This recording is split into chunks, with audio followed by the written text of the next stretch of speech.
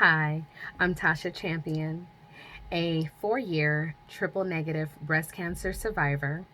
I am BRCA1 positive, which means that I carry the breast cancer susceptibility gene mutation.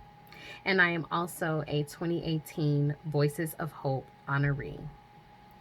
I am always in awe when asked to speak and share my story. My hopes each and every time is that I inspire someone to take control of their health. For just about actually 5 years ago, I found out I was BRCA1 positive and began a journey of elected surgeries to reduce my risk of ever having cancer. It started with having all of my reproductive organs removed. Yes, I had already had 4 children. And then I elected to have a double mastectomy with immediate reconstruction. In June of 2015, I had a mammogram, and because of the history in my family, I would have to have another mammogram a year later.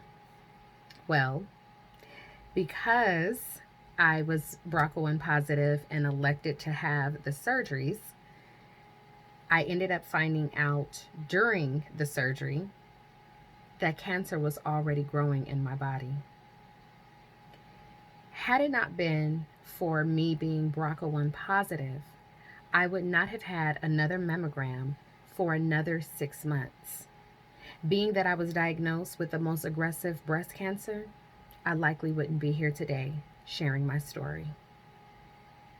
I encourage each and every one of you to take control of your health.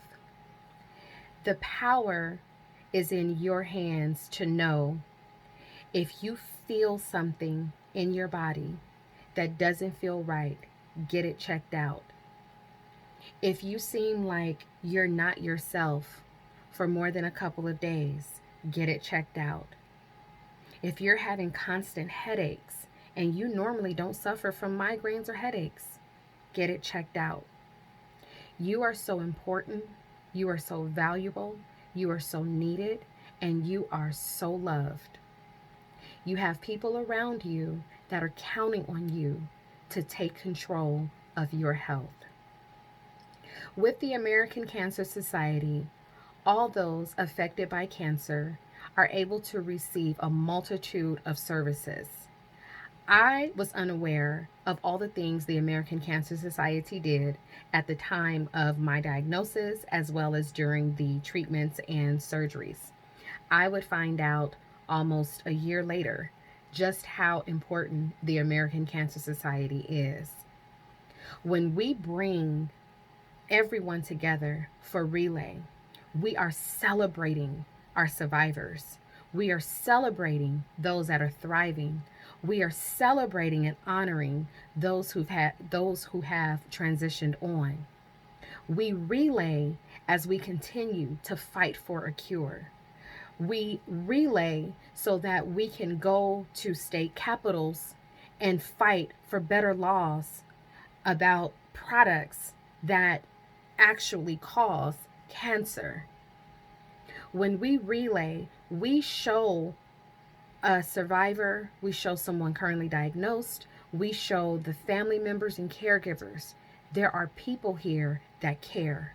There are people here that love you. There are people that are in the trenches with you. When we relay, we raise money to say, we will beat cancer. All of us play a part in the cure for cancer, but your first priority is to take control of your health, making sure you are having your annual checkups, mammograms, colonoscopies, prostate exams, whatever it is that you need to do, make sure you're doing it because we're counting on you to be here. Let's all celebrate. I know this is a difficult time with the pandemic, and our relay feels different, and physically it is different. But the love, the passion, the courage, the excitement, that's all here.